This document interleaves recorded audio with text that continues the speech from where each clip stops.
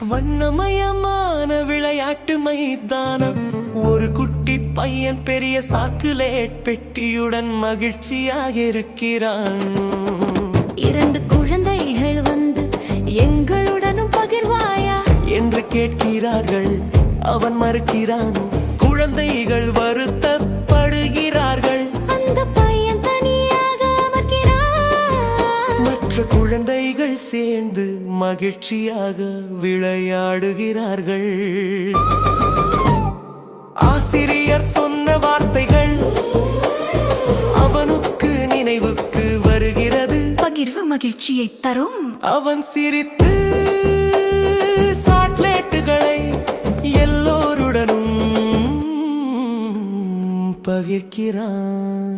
எல்லா குழந்தைகளும் ஒன்றாக விளையாடி சிரிக்கிறார்கள்.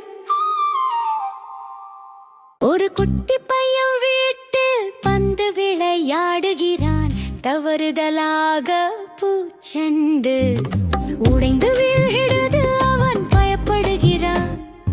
அம்மா வந்து யார் உடைத்தது என்று கேட்கிறாள். அவன் நான் இல்ல என்று போய் சொல்கிறான். அவன் தனியாக அமர்ந்து வருத்தமாக இருக்கிறான். ஆசிரியர் சொன்ன வார்த்தைகள் நினைவுக்கு வருகிறது.